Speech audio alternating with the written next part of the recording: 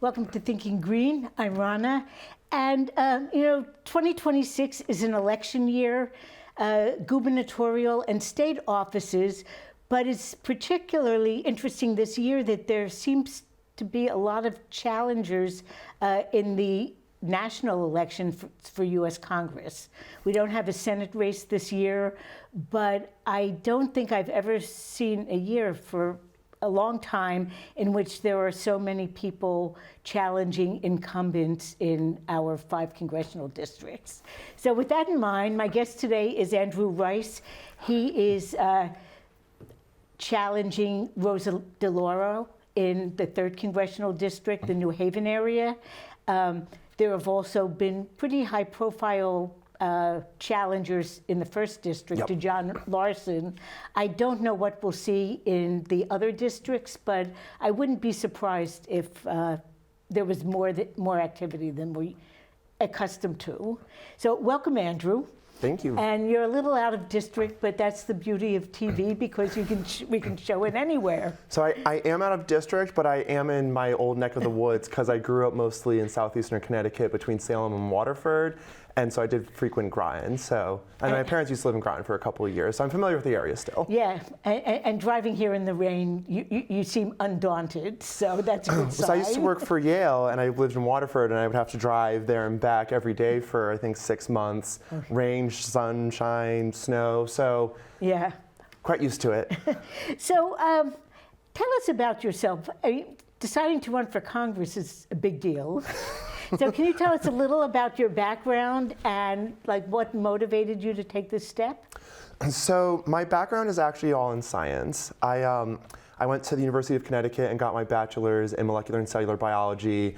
In 2013, I went to the University of New Haven to get my master's in cellular and molecular biology. They just switched the two. And for the first 5 years of my career, I was a lab technician at Yale. Then the next 7 years, I was a lab manager at Yale. I left Yale and then went to a small nonprofit biotech company in New York City, but I got to work from home, so that was lovely. And so my entire career has been in science, but over the years I started feeling unfulfilled with being in science because what prompted me to go into science in the first place was actually Star Trek. I was a huge Trekkie, my parents were huge Trekkies, and so you'd always see the people in blue, Beverly Crusher, the Doctor, Julian Bashir, with all their medicine and all, just these Starfleet, always pushing mankind forward, always trying to increase the knowledge base of mankind so that people could be living better lives, and that was something that I wanted to partake in. And so that's why I got into science, and I really felt like maybe I can make a change doing science. But then over the years I started to realize that in this country we don't really do science because science is only ever accepted when it advances capitalist interests. And so for me personally, in science, especially in the medical field, we're not trained or taught really to find preventative measures or find cures. We're taught to do treatments, to have treatments, because treatments are lifelong, they're more profitable. It's like a subscription instead of a purchase. Yes, exactly. And as we see nowadays, everything's going to a subscription base, down to having your car steering wheel heated or something. And so over the years, I just started getting more disenfranchised with science so even if my work was helping find treatments, those treatments would only ever be available to people with health insurance. And so I started realizing that there was something missing in my life. And so I just did start getting more into activism, especially after the events of October 7th and the ongoing genocide in Palestine. I working in the science field, I did have decent pay, I did have health care, I could afford rent, I had food. And so I really had more time and opportunity to expand to other issues that people don't have that same bandwidth to be able to pursue. And so one of them for me was Palestine. I have a friend who was from Gaza, and she described to me her firsthand experiences. So when the genocide in Palestine started to begin, I started getting much more active in the activist sphere, trying to bring awareness to the ongoing genocide and trying to make the case that to friends, to family, to anyone who would listen, that if we aren't more proactive with this genocide, if we don't take more steps to stop this, then we're going to lose the election to Donald Trump. And recently there was that autopsy report on the 2024 election, which the establishment tried to hide, but it was leaked, and it did show that if Kamala Harris had come out against the genocide, she could have won this election, and we might have forgone what we're seeing here today. Which we actually already knew 2 years ago, because that's what people, it wasn't a secret. Yes. So, a lot of people were saying, you're not going to show us that you're that much better than Trump if you're just going to continue that policy of not only ignoring the genocide, but actually, financing it and weaponizing it to an extent that Israel couldn't do on its own.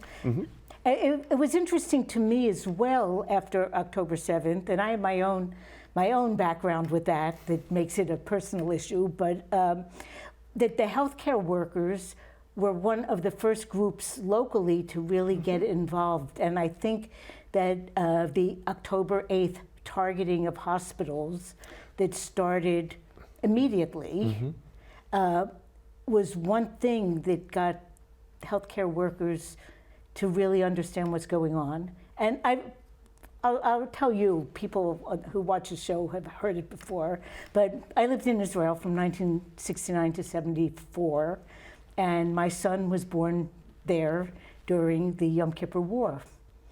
Okay. In October of 1973. And so everything's blacked out. It's October 9th, and I start going into labor, and they have to call. We lived on a border kibbutz within sight of the Lebanese border. So to get down to the main road, we had to have an Army half-track accompanying us. And kids were all sleeping in bomb shelters, and it was... And it was war, but we weren't that impacted. But as soon as I got into the hospital, I felt totally safe, because no one messes with neonatal wards of hospitals, right? And you would hope so. And then 50 years later, on October 8th, I wake up and I hear about the hospital in Gaza City being bombed, and then it occurs to me, my son's birthday is in 3 days. This was exactly 50 years later, but it's not the same. So it was kind of, not that pleasant an experience to be a civilian in a war zone, but because it was really a war, there might have been collateral damage, but there weren't really civilians being targeted, especially not children or infants. Yeah. So, I think I did an interview with Phil Brewer and Lisa Goldman Huertas, who are two physicians in the New Haven area who were very early spokespeople for we have to end this genocide. I've met Phil Brewer on many, many occasions, and he is a brilliant, compassionate man. And I actually met him at an event of Palestine where he was recording speeches that were being given. I gave a speech that day. That was before I decided to run for Congress. And so what prompted me to run for Congress was actually, one interaction would be a generous term. I more or less accosted Congresswoman Rosa DeLauro on July 25th. There was a day of action for Palestine. It was to make noise in Palestine. and it was me and two other women going up and down a flea market in New Haven, trying to get people to care about what was happening in Palestine. And again, I understand that when people are struggling to survive, they're struggling to pay their rent, pay grocery bills, find health care, they don't have the same capacity to be able to care about something that's happening 5,000 miles away.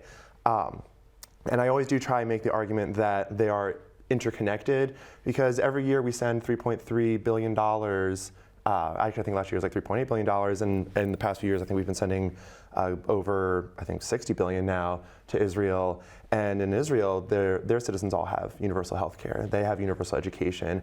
And I believe many of the settlers in the West Bank get stipends, which is basically universal basic income. And so instead of sending these billions of dollars overseas every year to just bomb Palestine and to cause war in the region, those are dollars that could be reserved here and used here so that our own people could get universal health care and our own people could have education. Yeah, and our choices for how we're using our public money is just are not very good. Oh, so last year, in December, the Congress passed another almost $1 trillion imperial war budget. And now we're seeing the effects of that now in places like Iran.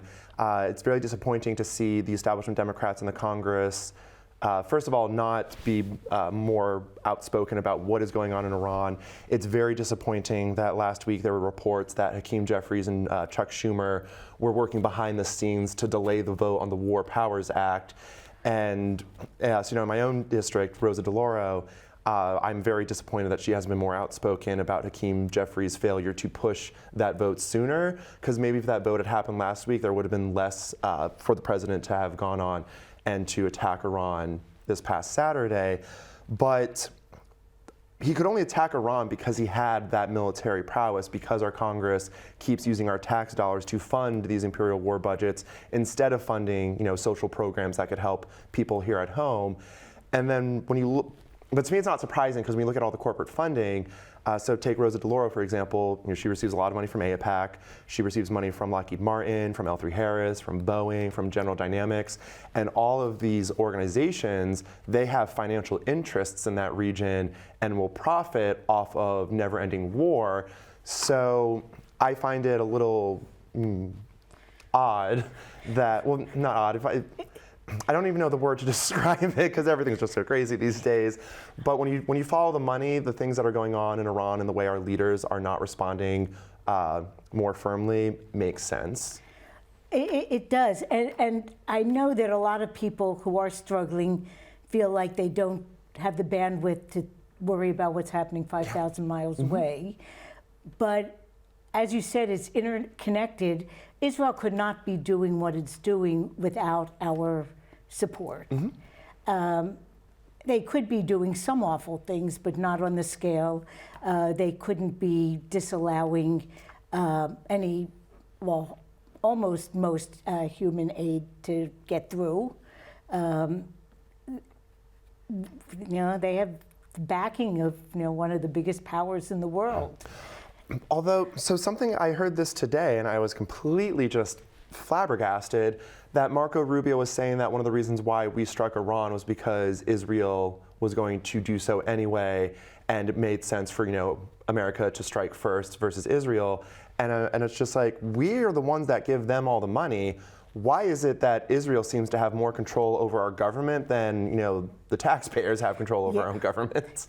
Well, I learned in middle school that the boss class, the real in crowd, they all knew each other. They all had each other's back. So I don't know if you're familiar with George Carlin, but he used to say, it's a big club and you ain't in it.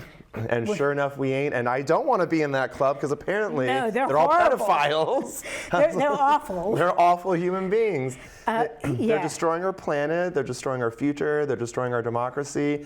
And I don't understand the oligarchs of these days, because at least back then, the Rockefellers would all try and outmatch one, the Rockefellers, the Carnegies, they'd all try and outmatch one another with hospitals and schools and art and all these things. Yeah. And nowadays, the pedophile oligarchs are all just like, no, I just want a bigger dollar amount. No, my dollar amount's gonna be bigger. No, I'm gonna have the most dollars. Just like, you're all sitting on fake money and fake accounts doing nothing but sitting there watching people suffer. I'm like, what the heck is going on here? It makes no sense. And I heard someone speak a couple months ago about how one of the issues is that all these wealthy entities and have so much money, there's no place to invest them, to invest in developing. Like, you can't do anything with the money without doing something like Gaza.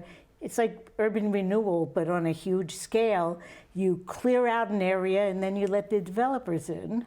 And New London is a city that's been through like redevelopment many times. And at a panel a few years ago with one of the guys in New London who had a lot of responsibility to what happened to New London during urban renewal, said, well, there's all this land in the suburbs, and New London didn't have much land to do that kind of development, so we kind of had to clear it, and it was so great that we got, I don't know, $80 million from the federal government to do it. And I'm thinking, it wasn't as inhumane as what's happening in Gaza. People weren't getting murdered, and they were getting paid for their houses they were losing, though usually not enough to replace them. But the goal was, let's get these second-class or third-class people off the land so we can give the big developers a chance to develop something that really had been developed just fine before they knocked it all down. So the thing that I'm always confused about, because you see it in New Haven a lot, you see all of these old buildings being torn down to usually just build up these luxury apartments that no one can afford anyway. So I'm like, what are you doing? Why are we tearing down all these buildings and building all these things that people can't afford to live in anyway? And then we don't even have the infrastructure to really ensure the free movement of people between these new houses and economic centers. And so if we were going to be doing more development, I would like to see more infrastructure development, especially with things like high-speed rail and publicly funded, well-integrated public transit. Because you look at Europe, Germany, you look in Asia, China, Japan, they all have high-speed rail that that goes like 300 miles an hour. And here in Connecticut, when I try and go from New Haven to New York, it takes 2 hours. I'm like, I could drive faster. Yeah, it would probably be more stressful to drive, but you're not. Depends what time you go. Oh, yeah, that's why you have to leave really early in the morning or go really late at night. That's true. I think you're right, though, that we've developed in a not very smart way. New London actually had a bigger population in 1960 than it does now. It had about 34,000 residents in 1960 and currently about 28,000. So even without these big luxury apartment buildings, there were more spaces. Like, they were funny. They were like apartments over commercial spots, or I was told there were like rooms that you could rent for the night on the upper floors of the train station, and just in all these little corners there were places you could stay, and a lot of them were pretty bare bones but affordable, and a lot of them were also more upscale, but there was more of a range. But so with the foreign policy, I think you mentioned how it really shows a priority of our spending, and it affects us. But I think it also affects us, in terms of our economy. How dependent is Connecticut's economy now on the military-industrial complex industries? EB is driving development in New London. I don't know what it's like in the New Haven area. So Sikorsky Lockheed Martin is one of the largest military complex job providers in the district. And I guess for me, I'm just kind of tired of seeing our economy work off of just nonstop war. It's like, all these people have great skill sets. They can build magnificent machines. What if we, instead of using those skill sets to build those machines for war, we build machines for society, and we build up our society, and we use those skills to ensure that we have things like high-speed rail and public infrastructure that would actually serve to the benefit of our own people and not be used to the benefit of oligarchs across the seas that want that land for their own use. And so I don't think, I think that there is a way that we can thread the needle where we don't have to face significant job losses moving away from a military economy if we do it smart and we ensure that there's that investment. And instead of spending, $1 trillion on an imperial war budget, just cut back so we have an actual defensive budget. Because like in America, we're situated between an ally to our north and our south and the two largest oceans to our east and our west. We are positioned geographically in such a strategic area that we don't need these trillion-dollar war budgets to keep us safe. And one thing that I will give to Trump and Hegseth is that they at least just renamed it to the Department of War instead of pussyfooting around the idea that it's just a defensive. They are saying the quiet part out loud. Yes, they finally said the quiet part out loud, and for that I'll give them some credit. Because the Department of Defense has not been a defensive department. So for the most part, it's always been offensive. And we've always used it to attack sovereign nations and overthrow governments and do these regime change wars without any sort of thought what the consequences would be after those regime change wars. And a lot of them usually boil down to countries that are trying to either nationalize their resources or pose a threat to American hegemony, especially with the petrodollar. And so for me, I'm 38 years old. I don't remember a time where we weren't at war, especially since 9/11. It's just been constant war.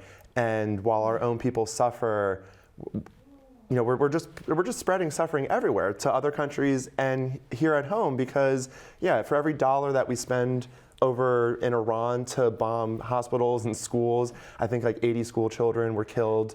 I don't know if that number's gone up yet because it's hard to keep track of all of the news pouring in and just all the awful things that just keep coming up. But, we destroy other parts of the world and we don't even see any benefit for it here. And I'm not saying that, if we were benefiting that I'd be okay with war. I'm against war. I'm a pro-peace candidate, unlike Donald Trump, promised to be the peace president, and then he bombs 8 sovereign nations. And I actually it's only been a year. It's only been a year. It's only been 1 year. And I saw a chart of the 8 nations that have been bombed over the past several decades of all the way back to Bush 2.0. And for every country that's been bombed, the only one person whose face was next to each of those countries was Donald Trump. And yet somehow he convinced all these people that he was going to be the peace president. And I was just like, I don't see it. I also, however, don't think that Kamala Harris might have been any better because she is still owned by AIPAC. She still takes corporate money from military contractors. And at the end of the day, the military contractors are there to make profit. Their fiduciary responsibility of their business is to the shareholders. And the only way to ensure the shareholders' benefit is to always have profit. And the only way to continue profit is to continue to drop bombs so that you can make more, to drop more, to make more. And so that's another one of the reasons why I'm running. It's a terrible cycle. It's a terrible cycle. But you mentioned rail, and I think we import our rail cars. So why can't, I'm guessing that people who work as engineers, in New London designing subs, they could adapt their job to doing rail infrastructure. Why not? So for me, I think part of the issue is that I tend to look through everything through the lens of the profit-driven motive because that is, to me, the hallmark of capitalism is creating profit versus an idea like democratic socialism, which is the benefit to all of society.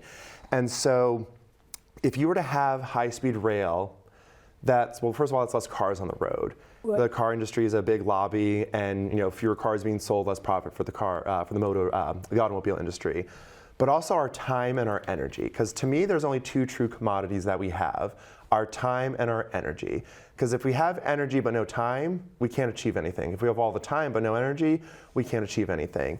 And so when you force people to be on these highways for, an hour, commute in the morning, an hour commute at night when you just live 15 minutes away, but there's just so much congestion. And I believe, the I-95 corridor is one of the most congested areas. Especially out where you are, New Haven and west to the border. Yes. And 10 years ago, they completely revamped the area, did all the urban development, and the traffic somehow got worse. And there is part of me that wonders how much of this is done on purpose, because the longer you keep people in their cars, the less time they have, the less energy they have, That's less time and energy to go pursue, starting a new business, which could challenge, the capitalist interests that be. That would be more time to talk with their communities and to organize and to push back against policies that they don't like. So if we actually had, high-speed rail where people could, easily go to and from a train station, get to their destination in 30 minutes, have Wi-Fi so that they can, be productive on the train, that would be more time in their pockets, and the system doesn't want to give that to us.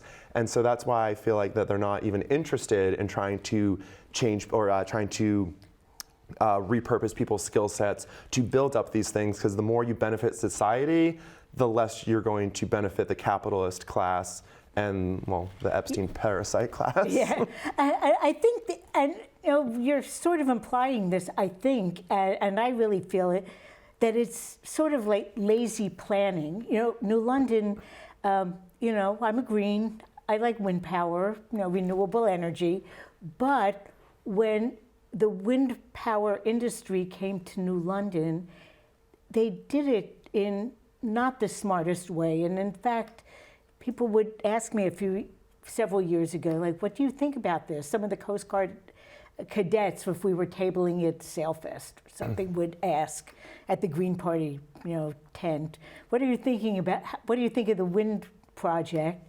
And it's like, well, I really like wind projects, but why are they turning a pier that could also be used for other purposes as well into a single use, only for the dedicated creation of wind turbines? Because we have the potential, we have a deep water port here, of carrying freight from water to rail and keeping trucks off the highway. Mm-hmm. And it's like, are we gaining more by making the wind turbines if it means we have to give up the potential of taking freight off the roads? I don't know. Has anyone studied that? So when something doesn't make sense, the first question I ask myself is, who can make profit off of this and how? And if you can answer those questions, then you can understand why nothing makes sense on the surface, but then it makes sense once you dig down, like, oh, this person knew this person who owns this company, and if they do this, they can increase the profit value that they get from this project, versus having a society based off of social progress, in which case you would remove the middleman of profit and ensure that you are investing those dollars to the benefit of society and not to the benefit of a private company owner. And so there's this show that I was watching, I can't remember the name of it. It had to do with the Old West. It was on Paramount, and it was about constructing the trains.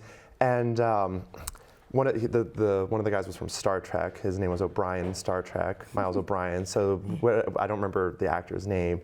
Mean Combs, I think, actually, Mean Combs.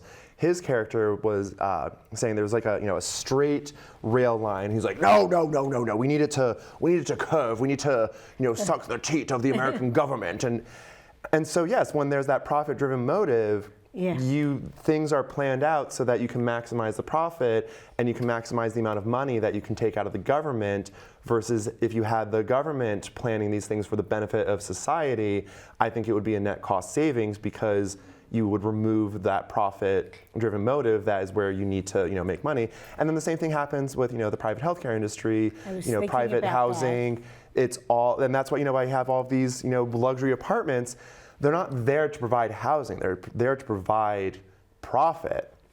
And so for me, it's like anything that a person needs to survive should not be profit-driven. We need to decommodify things like healthcare, things like housing, things like transportation, things like internet, water, food. We're humans. We're humanity. Like, I think that we need humane conditions for people, and people should, in the richest nation in the world, have some form of guarantee to the basic necessities of life. And so one of the things that I do advocate for is revisiting FDR's unrealized dream of the Economic Bill of Rights, and ensuring that we do have something in our Constitution that ensures that people are guaranteed a job, they are guaranteed housing, they are guaranteed healthcare, they are guaranteed education. Because at the end of the day, what are we even doing every day if we're not pushing mankind forward, if we're not pushing the standard of living forward, I just don't think it, I think that's why a lot of people are just so tired of working. It's not that they don't want to work, it's that they want to see that their job is doing something to benefit them, to benefit their neighbors, to benefit their community. And when people, working 80-hour weeks, driving on the road another 20 hours, and then they come home to having to pay 25% of taxes, seeing that half of those taxes go to dropping bombs across the country or across the world, and then the other half goes to a bunch of billionaire pedophiles who want yachts to take to Epstein Island, where if we are to believe what's in the Epstein files, they are doing atrocious things such as raping prepubescent children, potentially sacrificing them ritualistically, potentially eating their flesh, and then I guess Jeffrey Epstein was sending hundreds of barrels of sulfuric acid to his island, which suggests that after they were finished eating their flesh, they might have been dissolving their bones in acid. And so when you realize all of this, people don't want to sit there and work at a job to fund these atrocities. Absolutely. And then see nothing in return. Like, our healthcare premiums are going up, our rents are going up, and with this attack on Iran and the closing of the Strait of Hormuz, I think oil prices are going to skyrocket. I think 2 or 3 days ago when I left for DC, I think gas was like $2.80 a gallon. And I come back, I went to go get gas today, and it's $3. And I'm like, I can't math that quickly to know what the percentage is, but I'm like, I'm terrified to see what happens in the next couple of days because people are already struggling with affordability. And so it's not only just gas prices that are going to go up, everything is transported with gas. So everything, electronics, food, everything that we purchase is going to see a price increase because of the surcharge you need for shipping. I do fear, in a way, that it will lead to increased pressure on Venezuela. That's a whole other story there. But when I think about, if the hydrocarbons in the Middle East are going to be less accessible to us, where is the U.S. government going to go? Because, as you said, it's about getting the resources to the well-connected. Mm-hmm. But I mean, so I want to say that the oil infrastructure in Venezuela was not very modernized, and so I don't even know if we would be able to even access that oil in a manner that is quick enough to lessen the impacts of what's going on with Iran. But at the end of the day, we need to be shifting away from oil. We should not be using oil. Like oil should be in the past. Like we are seeing the effects of what we were doing, burning all of these fossil fuels, seeing all of these droughts and all of these monsoons in places that have never had droughts or have ever had monsoons. I was talking to Sam Lux, who's running for Montana's 2nd Congressional District, and he was saying that Montana only saw 4% of the snowfall that they usually get, and how there are concerns about the overall consequences of that, because a lot of those Midwestern states rely on the snow melt to replenish their reservoirs. Actually, the Pacific states also do. California, Oregon, Washington also depend on the snow melt. Yes. Maybe not along the coastline itself, but agricultural areas in the rest of the state are really, really nervous. We were seeing that. We go to California or Oregon every couple of years. My in-laws are in Oregon, and we have a son in California. And a couple of years back, we were there. I think it was in July, and we drove from California up into Oregon, and the mountains had hardly any snow on them. And usually that doesn't happen until, like September or so. So it is terrible. And then, so like growing up, I always remember, checking what's the temperature going to be like today? What's the humidity going to be like today? And now I have to add on, what is the air quality going to be like today? Because there are so many forest fires that there's going to be, too much smog that I can't even go outside, and I can't take my dog outside, because at least I can wear a mask, but I can't get my dog to wear a mask. And so I remember a couple of summers ago being like, I've never experienced a time in my life where I could not be outside because of forest fires. And I mean, I know forest fires have always been a thing, and a lot of what we're like, and I think that's one of the things that people don't understand necessarily is like, no one is saying that we're having forest fires because of, you know, climate change and that we're not having, you know, excess snow or whatnot. No, we're just seeing such extremes in these now. And the more extreme, these extremes are putting a huge burden on our infrastructure and on even our own you know, ability to thrive as humans, because I think there have been studies that show that when temperatures rise, there's a rise in violence and there's a rise in crime. And so there's just so many things that oil is compacting.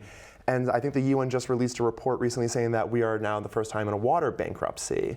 Wow. And it's just like, we should not scary. be, it's scary, it is very scary.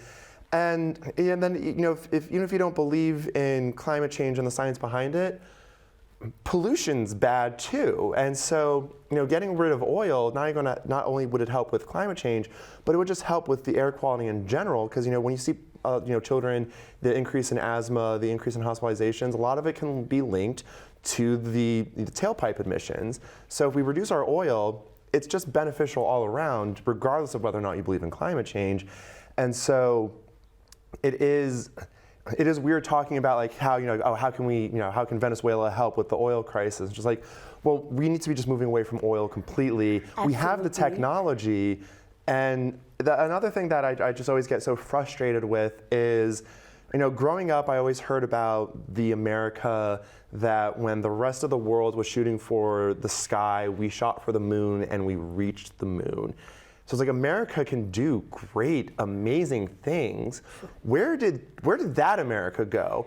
Where did the America go that said we can achieve more than the rest of the world? It's embarrassing that China and Germany and Japan have all of this wonderful technology that originated in the United States. Well, think how embarrassed I am, because I'm of the boomer generation, and we have kind of shepherded this, and I'm still trying to figure out exactly what happened.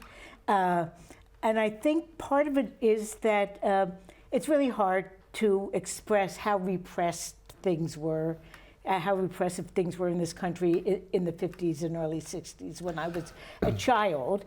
And I think maybe the boomers did some good work in getting civil rights for a lot of, you know, people who really weren't considered, you know, worthy of benefiting from full rights. So I think we might have done a decent job with that, but maybe it was the Cold War and all these air raid drills, and we never thought the world would last so long, so we really didn't plan ahead.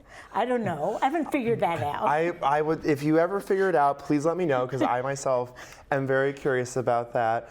But I mean, you do bring up a good point about repression in the United States. I mean, I think I might be older than women being able to like have a credit card without having their husband co-sign. Because I want to say it was only like 88 or 89 or something weird where women could, you know, get a credit card or a loan or something without having their husband's permission. I'm like, yeah, some things were not universal. So if you were in some places, you were okay, but other places you weren't okay. You know, when I was a college student in the 60s, women could get contraceptives even if they were unmarried. A lot of the country you couldn't, but in Chicago, in the late 1960s, there were places that you could do that. So I think one of the issues is that some of these things were available, but they were not universally, you know, they weren't universal. So, you know, that's a problem. You know, everyone who lives here deserves a certain level of rights, whether they're privileged or not, and it shouldn't depend on what location within our country they live in. And that's one of the very disappointing things about this Supreme Court is that they are taking away so many rights, and so now it is very, you know, patchwork as to who has rights where. And it's like even driving to DC, I was thinking to myself, I'm like, let's see, I'm going through New York, I'm going through New Jersey, I go through Delaware.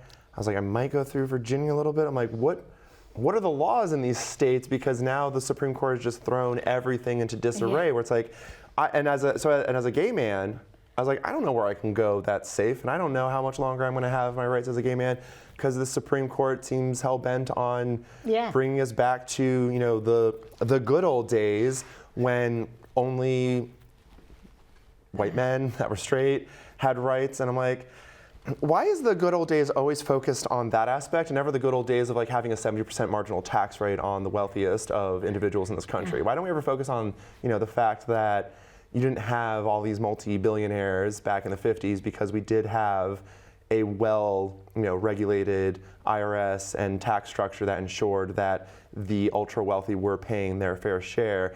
They never focus on that aspect of the good old days. They always focus on the repressive aspects of the good old days. And to me, it's just mind-boggling. And it's unfortunate that we have gotten to this point, but and again, one of the reasons why I'm running for office is because I feel like a lot of this has been a failure of establishment Democrats to forcefully push back on some of these draconian policies that we've been seeing churned out. Even when Democrats did have power, they could foresee in red states all of these draconian things that they were going to try and pass. And instead of actually holding Donald Trump accountable for any of his actions in his first administration, people like Merrick Garland were like, oh, no, we don't want to, we don't want to, it would look bad to have a president. Yeah, they're a terrible opposition party. At some point, I don't even know if they're trying to be an opposition party, because when you look at, when you look at the money and you follow the money, a lot of these industries, they fund both Democrats and Republicans. And there's this great anime called Avatar: The Last Airbender, and then there's the sequel to it called The Legends of Korra. And there was a philanthropist in this series that was talking to another character, and he goes, if you need a meeting with the mayor, let me know, because I funded his campaign. And then he turns around and said, I also funded the other guy's campaign in case he won. And that's what we're seeing, is that you see, Palantir, they give money to Hakeem Jeffries. They give money to Republicans too.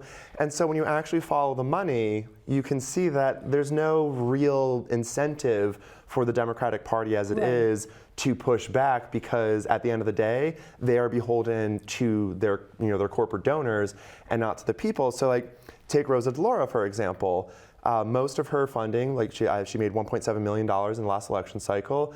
95% of it, only 5% of it came from small dollar donations, 50% came from corporate PACs, and the other 45% came from larger donors. And then, when you look at her top contributors, most of them are military industrial people. So then it's no surprise to me that she, votes in favor of these large military budgets. And then, there's a whole controversy with her a couple weeks ago when she was with 20 members of the clergy in our district talking about abolishing ICE and how she refused to abolish ICE. And then she had the idea of telling the religious folk to not question her morality. And people were getting furious with her, but then I say, look at the money. She takes money from AT&T. She takes money from L3Harris, General Dynamics. They all have contracts with ICE. They all profit off of ICE, and they all give her money for her campaign. And so, to me, that answers the question as to why she will not abolish ICE, because she can't go against her corporate donors, because in the absence of being able to grassroots fund and rely on people in her district or small dollar donations that would allow her to be beholden to the people, she is beholden to corporations that continuously fund her campaigns. And there's a line in I'm also a big Star Wars fan, and in Episode 2, Obi-Wan Kenobi says to Anakin Skywalker that the Senate tends to appease the ones that fund their campaigns. And so I would personally like to see things like public financing of elections, because, at the end of the day, the best way to be beholden to your constituents is to have elections publicly funded. So we don't have a ton of time, so I'm going to ask Drew if he put up, I have some slides. You have a website. Yes, I do. www.riceforct.com. And And if people want more information about your stance on issues, you have quite a few slides that you can click on and get more details. Okay, there's general, and most of these are domestic policy, but there is some foreign policy in there. And we'll just kind of go through these, I guess. But So my campaign is focusing on affordability and fairness, and part of the affordability are things like education, healthcare, and that economic bill of rights, again, fashioned after what FDR proposed back in 1944. Because at the end of the day, I am actually America first, unlike Donald Trump. Oh. I am America first, and I want to see Americans taken care of. I don't, it pains me waking up every day seeing Americans struggle, and some of the things that I'm hearing them struggle the most with are things like healthcare, education, and housing, and so that has been— there's no good reason really for it. There's no good reason except for, so I believe that we can pay for all of these programs by doing things like reducing the Imperial War budget, by abolishing ICE, and by ensuring that the tax loophole, the tax structure is redone to close the loopholes that benefit the billionaires and the, just the ultra wealthy, and ensure that they are paying their fair share, because we're the wealthiest nation in the world. And then even, so in my website, in the About Me section, there is I reference a study that was done several years ago that showed that the 8.5 billion people on this planet could each have a standard minimum of living using only 30% of the labor and resources that we currently use yearly. So I don't want to hear ever again from any of these politicians that we don't have the money for some of these programs, because we always find money for war, we always find money for police, we always find money for bombs. Yeah. We can find money for healthcare, jobs, housing, and food. Yeah, we certainly can. It's a choice, and our priorities have not been good. So what I want you to talk about now, you have a tough road ahead of you, because Connecticut happens to be one of the toughest states in the country for people who want to challenge incumbents. Yes.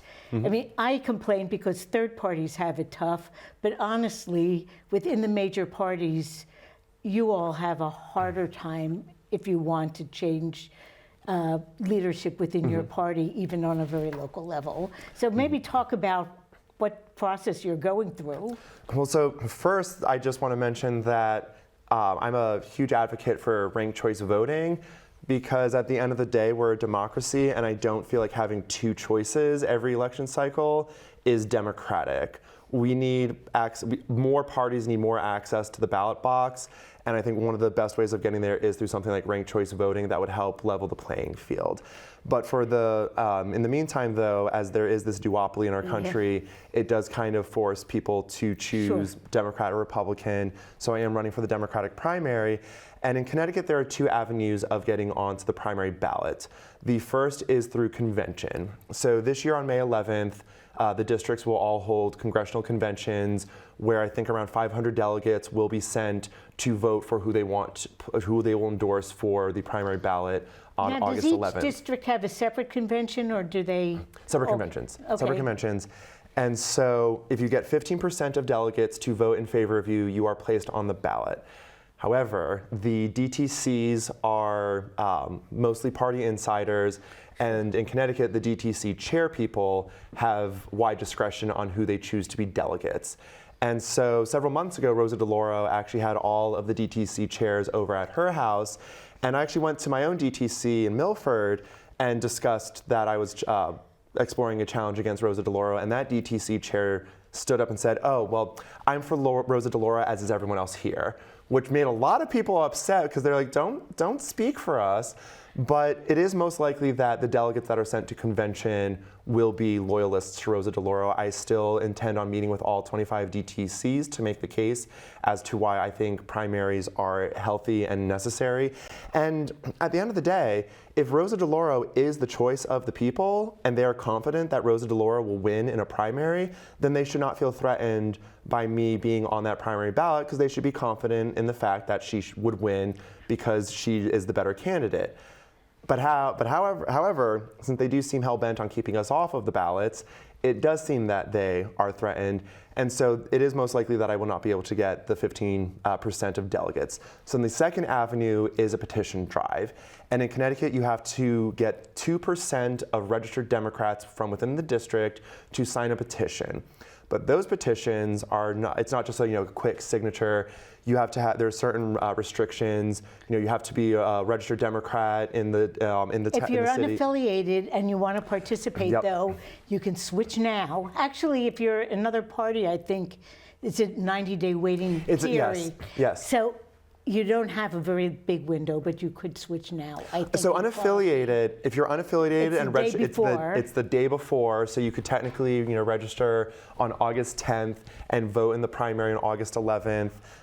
If you're a Republican or registered as in the independent party, you would have to do 3 months before, which Yeah, would be, what is that, 8 minus, so in May. Yeah, I think it's about May 1st or something that is the date. We actually have every presidential year an exodus of Greens who, do 90 days as a Democrat and then the day after the election switch back because they don't want to feel disenfranchised. I was Democrat for 30 years, so I don't mind feeling disenfranchised.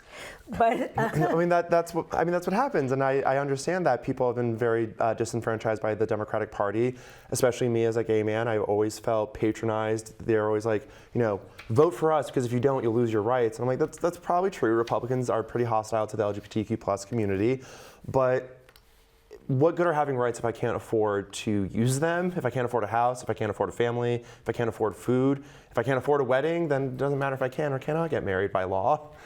now, if people want to, when your petitions are out, because there is a very small window, how can they help you? So there's a 42-day window that opens on April 28th and lasts up until June 9th. Each petition has to be signed, has to be notarized, and has to be approved by the town registrar, and the town registrar has to approve every person collecting the petitions. And so in the 3rd Congressional District, there was another gentleman by the name of Damien DeNoble who recently dropped out of the race, but he had a brilliant idea called the Petition Pledge. And so our campaign is adopting that idea and asking people to sign up for the petition in advance. It's not legally binding, and it wouldn't. But you know where to find supporters. But you know where to find them. You know where to find supporters. And so the idea is, if we can get, so we would have to get around 4,200 signatures. But the Democratic establishment will have lawyers that will check every single ballot or every single petition. We make in the sure. minor parties know about that. Yeah. They will question every, anything that's not, every I that's not dot or every T that's not crossed. They'll be like, that's not a good ballot or that's not a good petition. Throw it out. So we're aiming for 5,500. But on our website, if you go to the top right corner, there's something called Signature Sign Up. And there you can go and say that, yes, come petition time, you can come to me and I will sign the petition. And so if we can get that 5,500 people to sign beforehand, that gives us a much better opportunity of actually reaching the threshold before that 42-day window ends. And it also gives us more power at the convention to say, hey, we already have 5,000 people that are registered Democrats waiting for a petition. Make it easy on them and just give us that ballot access, or we'll go the hard route and you're just going to piss a bunch of people off, because at the end of the day, and give registrars a whole lot of work. Yep. Yeah, and I did want to note also, you should know if someone moves and but they stay in the same town, but they are currently living at a different place than they were, you can't be rejected.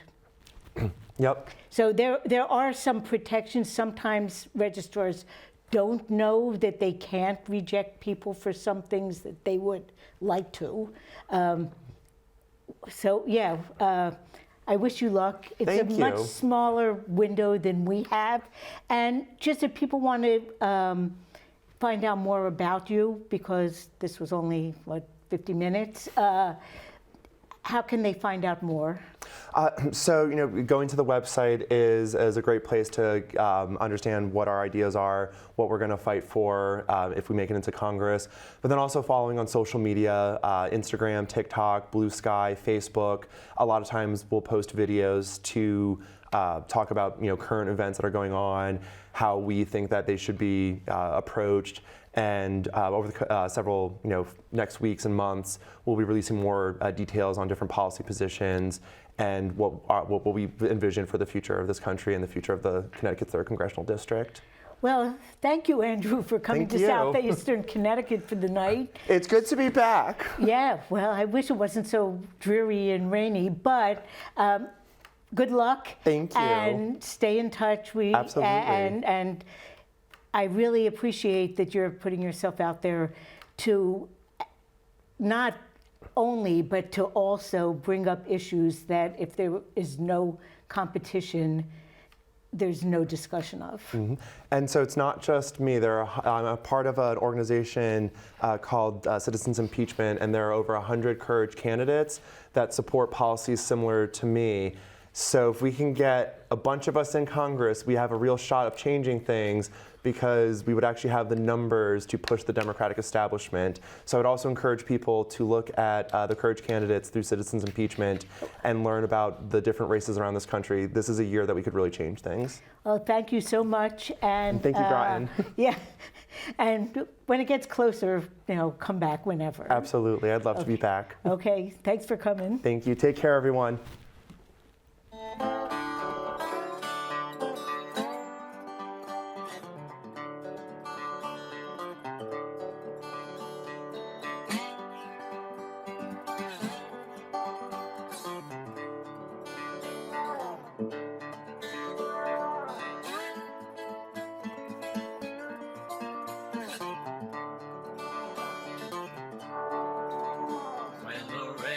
Don't fall, that's when you know you're gonna go dry. When the rain don't fall, that's when you know you're gonna go dry. And it won't do no good to be crying out loud, babe, or cursing the sky.